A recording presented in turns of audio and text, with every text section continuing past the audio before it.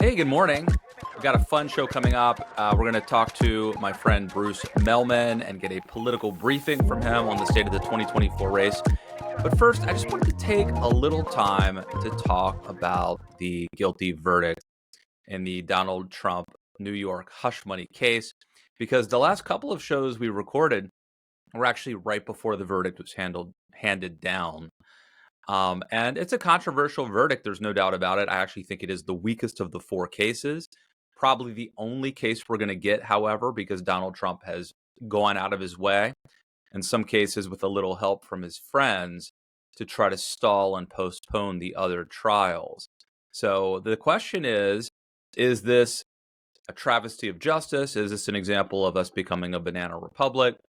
Or is this Donald Trump kind of getting what he has asked for a long time? I find myself in the latter, but it is interesting how many people in my category of what we might call conservative never Trumper disagrees with me.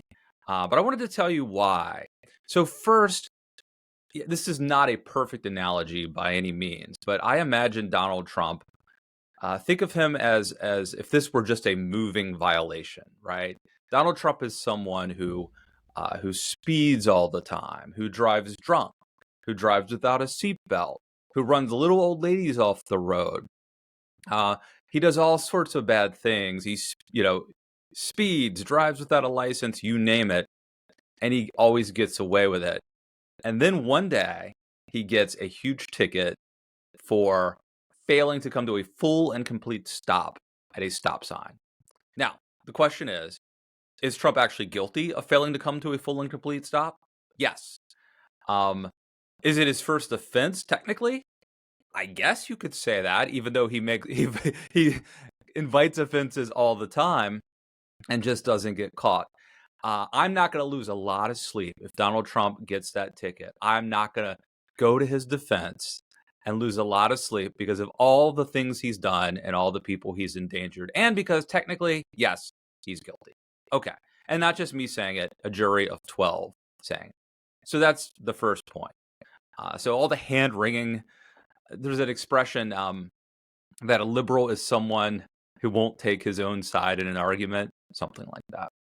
I think a never Trump conservative nowadays that might be a better description. I'm sometimes guilty, by the way, of that. The other day, I'm a big Baltimore Orioles fan, and the other day I pointed out on Twitter that actually the umpires got a call wrong, and actually our runner was out. But anyway, be that as it may. The second thing is, are we a banana republic? All this hand wringing. So this is, by the way, coming from the same people who were shouting, "Lock her up" at Hillary Clinton, which I thought was a horrible. And by the way, I thought Hillary Clinton should have been indicted by James Comey back at the time in 2016, 2015, 2016, whatever that was. But she wasn't. Okay, fine. That was a judgment call that was made.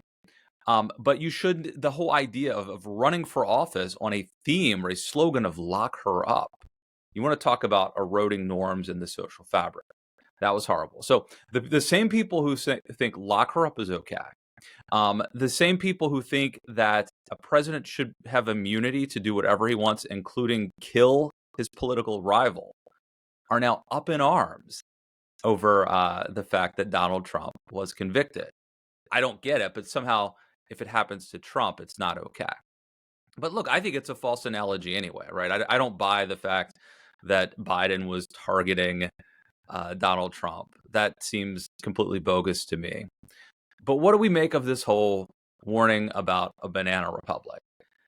I'm actually old enough that after George W. Bush left office and Barack Obama became president, I remember there was pressure from the left for Barack Obama to go after George W. Bush on some like war crime stuff. And I used to go on MSNBC and say that was like a horrible idea because we don't want to become a banana republic. I stand by that. I think we should be very reluctant to do such a thing. However, the other danger is of not doing such a thing. And I think it was Sarah Longwell from The Bulwark who made a very valid point, which is, I'm paraphrasing what she said, but like, I think there are two ways you can become a banana republic. One way is if you're constantly going after the last guy once he loses office and you try to put him in jail for no reason, or for unfair reasons. But the other way, the more likely way you become a banana republic is by not holding powerful people, accountable, by letting them run amok and do whatever they want. That's how you end up getting dictators and authoritarians and strongmen. And that is the more pressing danger, I think.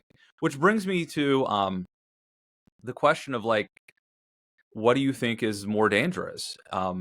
Donald Trump has created, and make no mistake, Donald Trump is to blame for the situation we're in.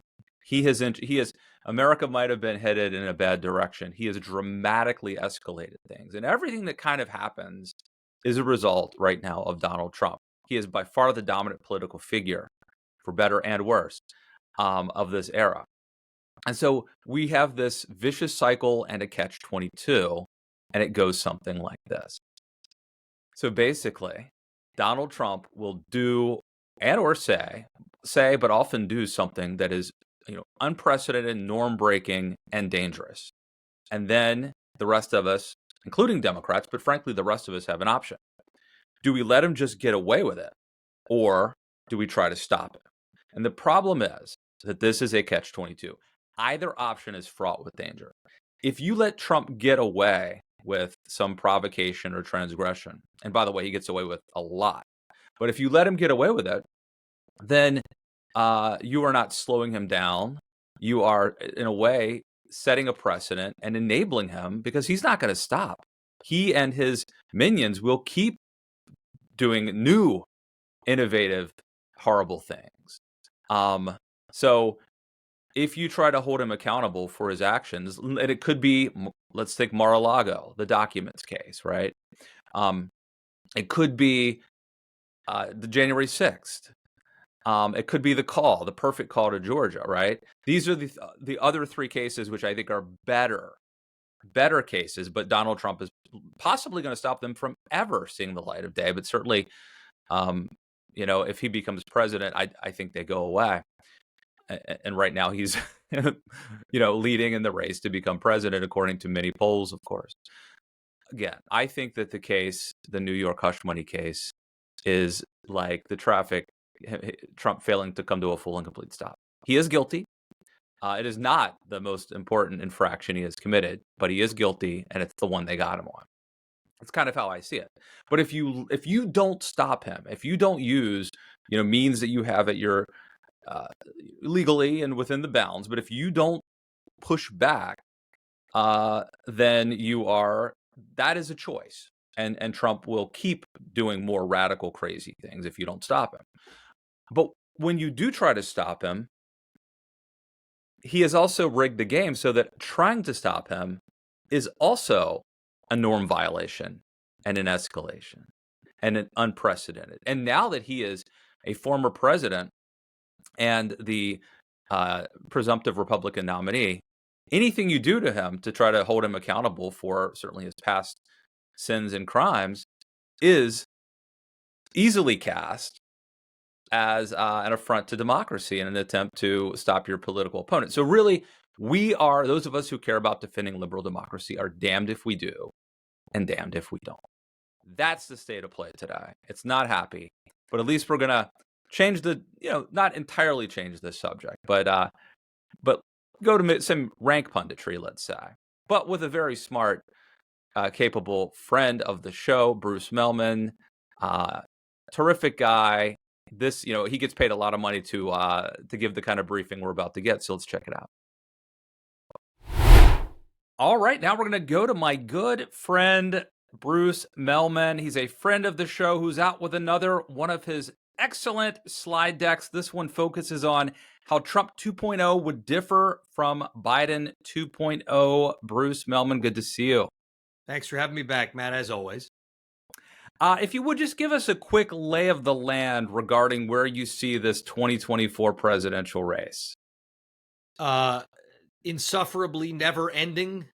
We knew the nominees, even though technically there's still a few more hurdles to go, but this is the earliest we've ever had two nominees.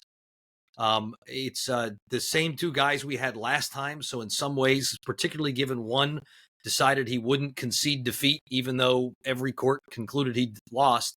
So you could argue this is year 4 or 5 or 6 of the presidential race. But it's obviously post-pandemic. It's amidst the war in the Middle East, the war in Ukraine, inflation. Even if the year-over-year rise is slowing down, things cost a lot more. The mood of the country is we're on the wrong track. People are unhappy, and they're fundamentally bummed and pissed that it's these same two old dudes who once again appear to be their only realistic choices for president.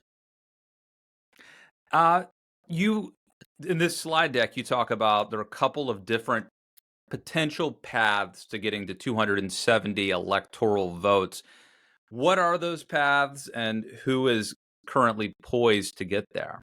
Yeah, one of the other things that's crazy about our politics is that there are only 6 states that are realistically in play. Some people would throw in North Carolina as a 7th, but it feels consistently that's in Trump's camp. So in the Electoral College race to 270, that means Biden is in solid or likely position with 226 of the 270 he needs. Trump is solid, likely, or in the case of North Carolina, lean in 235. So there are only 77 left in play, and they fall into 2 groups. There are the Sun Belt states of Nevada, Georgia, and Arizona, all of which were narrowly won by President Biden last time. That's 33 Electoral College votes. Trump leads in those outside the margin of error by 6 in Nevada, by 5.5 in Georgia, by 4.4 in Arizona. The other lane to watch are up around the Great Lakes, what used to be part of the old Democratic blue wall. And again, 3 states all won by Joe Biden, fair and square in 2020, Pennsylvania, Wisconsin, and Michigan. In those, Trump also leads. That's 44 total Electoral College votes, but he leads within the margin of error. Obviously, these are averages of the polls by 538ths, and one never quite knows the polling, both how many people are shy and don't want to say who they really want to vote for. Usually that has understated the Trump support. But the pollsters also have to model what they think the turnout will be and who will turn out. And in the era of populism, that's proving kind of hard to do. Absolutely. I had Simon Rosenberg on here recently, and he is distrustful of poll averaging, of these poll averages. And he argues that if you look at likely voters, Biden's slightly winning. If you look at unlikely voters, Trump is, or registered voters, then Trump is winning. And so I guess the real battle is what actually will be the turnout, and will people who are, so I don't mean this pejoratively, but low information voters, will they actually turn out in November? Well, there's will they turn out, and then will they decide they hate the two guys so much they will effectively throw their vote to a third party and not be counted in the head to head. And that, in that regard, Matt, I know you've been talking about the recent New York court case where Trump was convicted by the jury, and that goes right at the question of who are the in doubt voters. There are, number one, there are the people who voted for Nikki Haley. Even 2 months after Nikki Haley dropped out, she was getting 20% of the Republican vote, which are obviously Republican voters who aren't so enamored of the former president that they wanted to vote for him or they wanted to send a signal or whatnot. Will the court conviction change how they feel? Are they coming back around? Will they decide ultimately that Biden and Harris are too antithetical to the policies they care about, or that Trump is just simply not Reagan-esque enough and they can't bring themselves to vote? So Haley voters is one. You have the people who voted for Biden in 2020 because they wanted to return to normalcy after the sense of Trump chaos combined with the pandemic year, but who are now disaffected with President Biden. And so they have been polling somewhat from time to time, switching over to President Trump. But they also might go to third party or they might stay home. And then there's that third category. It sounds like Simon was talking about people who did not vote in 2020, either because they were too young or they just didn't really want to pay attention. It's not clear they were, at least before the verdict, probably paying attention even to the trial, let alone to the race. They were always a question mark. And interestingly, President Trump's doing very well head to head against President Biden in that group. That low information, low propensity voters are also generally the folks likeliest to say they're going to go to a third party. When you look at Trump and Biden, what do you think the main strengths and weaknesses of each candidate are? Well, the strength of each candidate is who they're running against. Otherwise, it's kind of a battle of major weaknesses. So both have similar challenges. Both have divided bases and challenges appealing to the swing voters. In the case of Biden's base, progressive, younger progressive voters are often unhappy, particularly over Israel, but also over the fact they don't know if the president was progressive enough for them. Swing voters say they wonder if the president is too old, too weak, and too woke, too progressive. In the case of Donald Trump, his base is also divided. You have the Haley voters who just never have been happy with, his Donald Trump's not being a Reagan conservative, and you have a lot of swing voters who think this guy's too chaotic and too corrupt in a crazy world. Both campaigns face gaps. There's an enthusiasm gap where fewer than a quarter of Biden voters say, I'm pumped to go vote for my guy. More than half of Trump voters say, I'm pumped to go vote for my guy. So he's winning the enthusiasm gap. But then there's a campaign gap where consistently, although not last month, Biden's campaign has outraised them in fundraising. Republican state parties, if you need to have guests on your show, they're a disaster right now. Michigan's gone bankrupt. The Nebraska State Party endorsed against every elected Republican federal official. Like literally, state party, you have one job. Get your guys elected, then keep them in office. But they're on the wrong side of that. And the president, by attacking early voting and voting by mail, has reduced the likelihood of getting more votes because that's part of the process. Republicans, my whole lifetime, were always better at that. That's a campaign gap. There are issue challenges. The former President Trump is ahead of President Biden by double digits, near 20 points on inflation and the economy, on the border, on crime. Meanwhile, the abortion issue continues to dog Republicans, where 2/3 of voters consistently say they think Roe got it right, and 1/3 of voters consistently say they think Dobbs got it right.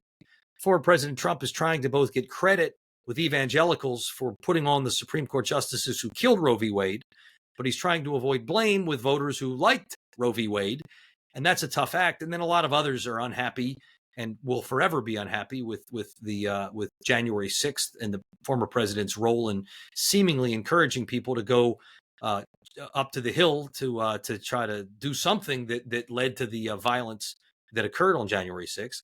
Then there are outside forces.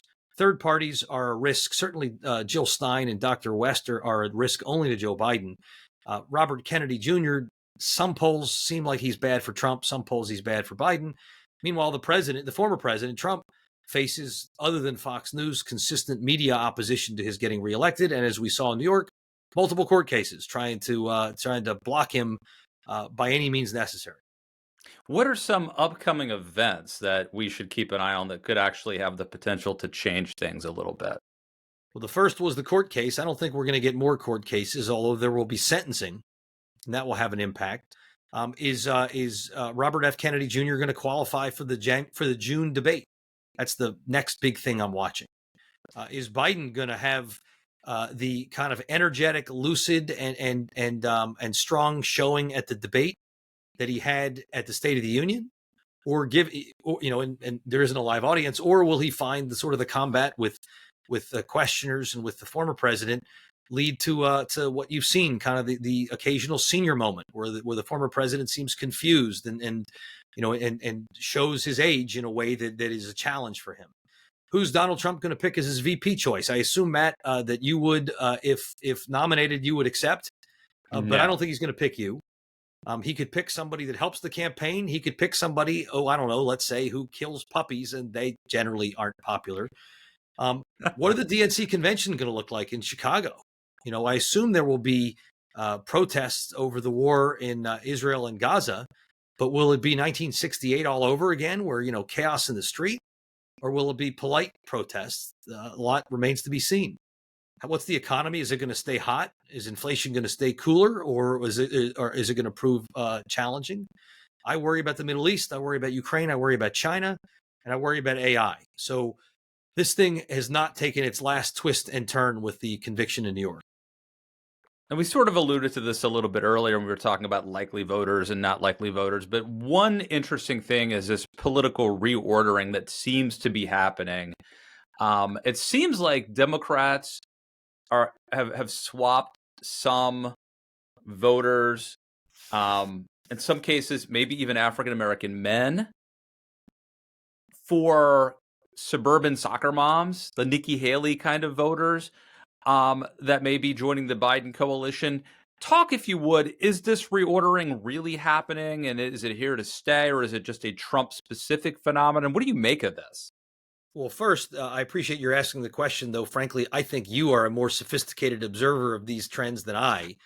I don't know. I assume you've also read Patrick Ruffini's book, Party of the People, and Rui Teixeira and John Judas's book, Where Have All the Democrats Gone? I was able to get both of those guys on my own little Zoom conversation to talk about their books.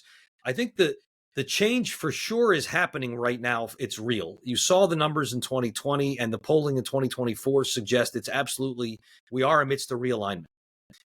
What those guys write about is the realignment, first and foremost, is maybe derivative of education, but it's along white collar, blue collar lines, where what Rui Teixeira, a forever Democratic scholar and pollster, has written is that a lot of Democratic voters are turned off by the so-called woke left, by the progressive stances on things like energy and climate change and fossil fuel and LGBTQ and who gets to play in what sports and you know, in how to teach things in schools, and you know, and in cancel culture. And that those folks, just like white working class voters, have fled to the Republican Party.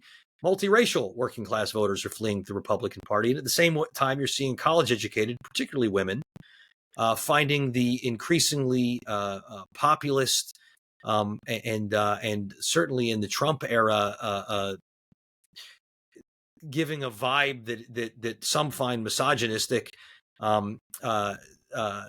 turning them towards the Democratic Party. How much of this will last post the Trump and Biden era depends who the nominees are. You could see people, you know, causing a realignment. George W. Bush got 44% of Latino voters in 2004, and they all went a huge.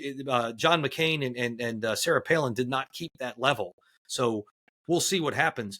But part of their insight is that many voters of color don't like being typecast by the Democratic Party as one issue voters who are simply, you know, the faculty lounge's vision of civil rights issues is the only thing that animates them and votes, and they care about.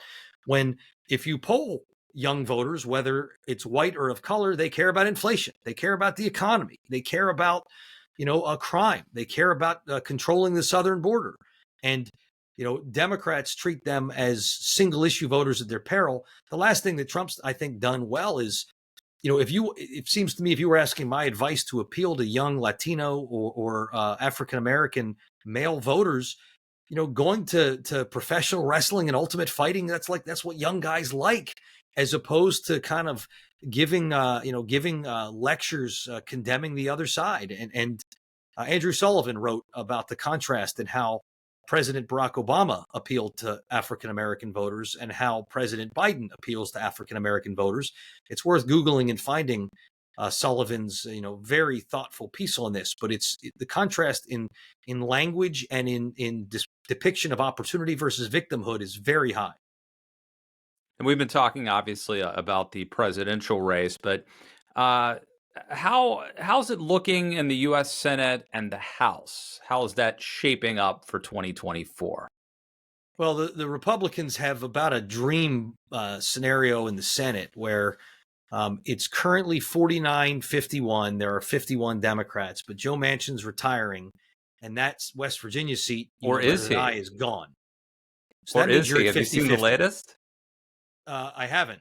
What's the Okay, latest? so today he switched from being a Democrat to being an Manchin did. independent. I saw that, but he's not going back in the race. Well, there's speculation that he might run for governor. Right. Or some people are saying, a lot of people are saying, maybe he could run for Senate. I don't know. You know, maybe it's got a bit of a Ross Perot-y feel. If you're like, I'm out, I'm back in. Yeah. So I can't speak for Joe Manchin, but at the moment, in a Trump plus 39% last election state, people don't see the Democrats holding that. If Manchin stayed in it, that does scramble the things a lot, because Governor Justice and Senator Manchin would split a whole lot of the vote. But on my base case is that Manchin, who said he's out, isn't back in. So that moves into 50-50.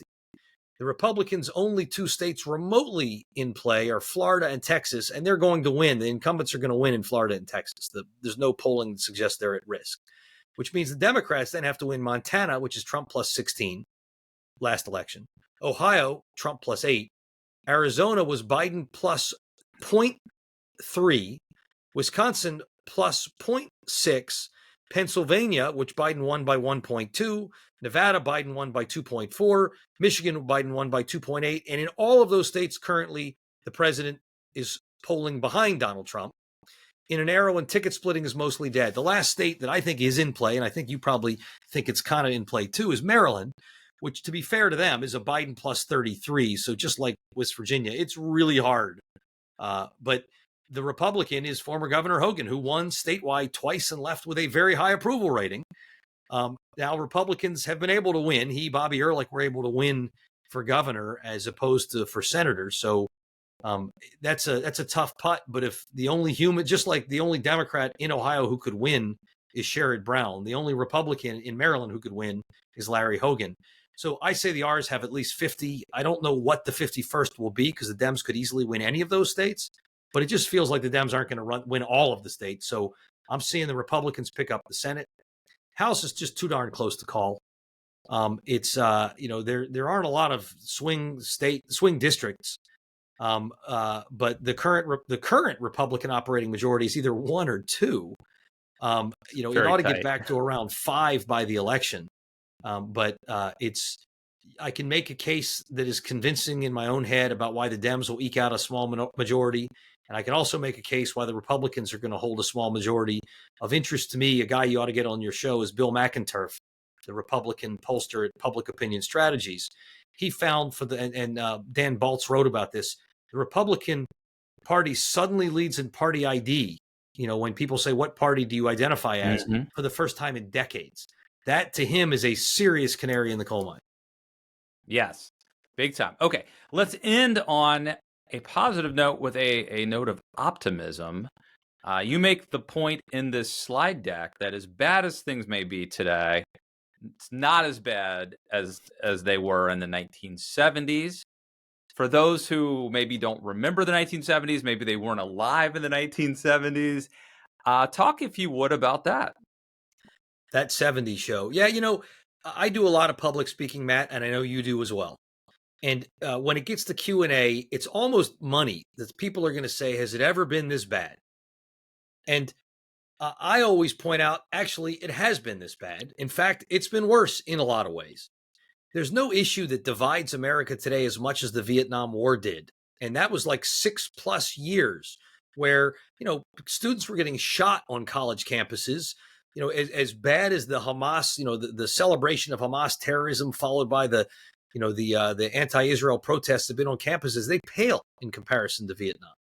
The violence that accompanied some, but hardly all, but some of the protests after the murder of George Floyd don't come close to touching what happened after the murder of Dr. King and Bobby Kennedy Sr. when there were cities that burned down. We've all been upset. I've been scared and upset about crime. I mean, the carjacking in D.C. went crazy, but even at its pandemic high, 2020, the violent crime rate in the U.S. was still below the rate in every single year from 1972 through 2010. So crime is not good. The spike that accompanied the pandemic, not good, but it's below the entire decade of the 70s, the 80s, the 90s, the 2000s. People correctly talk about how the cost of stuff has gone up. Food costs more, and that has a lot of people upset and spooked as compared to just back in 2019, and that's true. But today we're paying 11% of our wages for food and over 7% for a 30-year fixed home mortgage. That's both today below the prices for the same baskets of every year in the 1970s. So in so many ways, I think and you got to go back, you got to read history. You got to go back and you read books about it. And you're like, man, that was a disaster. The one big difference, though, I will note, and you're an exception to the rule, the most trusted man in America in 1970 wasn't a business leader, a government leader, or a military leader. It was the dude who read the news on TV. It was Walter Cronkite. Trusted mass media to help guide us through those rough times was at 72% in 1976. It's down to 32% in 2023. And, to get through periods like this, you really do need trusted referees that you feel like can help you make sense of things. And we're lacking those, with the notable exception of Matt Lewis in the news. I am your guiding light, El Matbo. Always a pleasure. I will put in the show notes, Bruce. People can look at this slide deck, and at the end of the slide deck, your email address is usually there. They can email you and sign up and get this in their inbox, right? Yeah, I've switched. I've followed your and other leads. I'm on Substack now. So instead of emailing me and having me enter it into a spreadsheet, the show notes will have my Substack address. It's free, folks, so it won't cost you nothing. And you'll then get all the stuff we put out. Thanks for having me. Awesome. Thanks, Bruce. Talk to you soon. Great. All right, let's take a quick break. And I just want to encourage you, if you like what we do here, please go to patreon.com/Matt Lewis and support us. There's also some cool merch you can get. We've got a coffee mug that, frankly, I love. I use all the time. And an autographed copy of one of my books, like Too Dumb to Fail or Filthy Rich Politicians. And of course, the most important part, you'll be helping us do what we do here. Thank you in advance, and let's get back to the show. Okay, Bruce and I mentioned former Maryland Governor Larry Hogan, who's running for the U.S. Senate. Over the weekend, Laura Trump, who's the co-chair of the RNC, was asked by CNN's Casey Hunt whether what she thought of Hogan's comment and whether they would support Larry Hogan's bid for the U.S. Senate in Maryland. Here's the clip. Republican Senate candidate Larry Hogan in Maryland, and again, I'm asking this in your capacity as one of the co-chairs of the entire Republican Party, and he's a popular former governor in Maryland. He wrote this right ahead of the verdict. He said, quote, "Regardless of the result, I urge all Americans to respect the verdict and the legal process." That is not the Republican Party line at the moment, and in fact, he was attacked by the top Trump advisor, Chris LaCivita, who wrote that he, quote, "just ended your campaign," end quote. Does the Republican National Committee support Larry Hogan for Senate?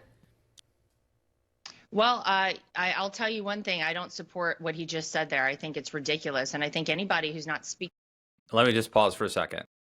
He said, this is before the verdict was handed down, we should respect the verdict and the process. And she said, that's ridiculous. Anybody who's not speaking up in the face of really something that should never again have seen the light of day, a trial that would never have been brought against any other person aside from Donald Trump. But does the RNC support his bid? The respect of anyone. Well, he doesn't deserve the respect of anyone? He doesn't deserve the respect of anyone in the Republican Party at this point. And quite frankly, anybody in America, if that's the way you feel, that's very upsetting to hear that. So are you willing to cede the Senate seat in Maryland to the Democratic Party and not support Larry Hogan? What I'll tell you is that we, of course, want to win as a party, but that is a shame. And I think he should have thought long and hard before he said that publicly. Are you willing to use Republican Party resources to support his bid or not? It sounds like you're saying you're not. Well, I'll get back to you on all the specifics monetarily, but what I can tell you is that as the Republican Party co-chair, I think he should never have said something like that. I think that's ridiculous.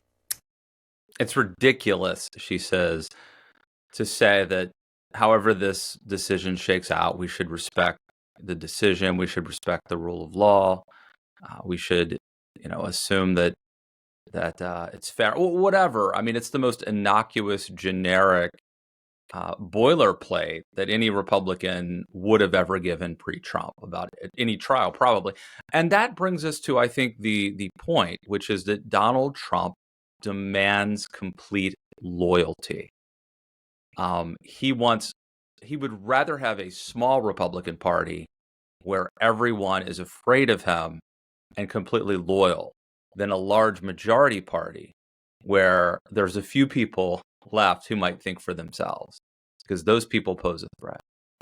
Donald Trump wants a small cult. or a large cult. It doesn't matter. But the key is people have to be 100% loyal to him. They have to be willing to defend him no matter what he does, and prioritize him over institutions, democracy, the truth, things like that. And that's where we are. And it interests me, all of these Never Trump conservatives who are going out of their way to say, well, hang on a second, this should have maybe been a misdemeanor trial. And Donald Trump, this is Donald Trump. This is, a fair trial. This isn't the gulags. This isn't Soviet Russia. This is a 12 jurors in New York, because that's where the crime was committed. Anyway, that's how I see it. Maybe I'm wrong. Let me know. Rate and review. Give us some comments. Love to hear from you. Maybe I'm wrong on this one. It's possible. It's happened before. Will happen again. But either way, I'll be back soon with more. And stay tuned. Thanks for watching.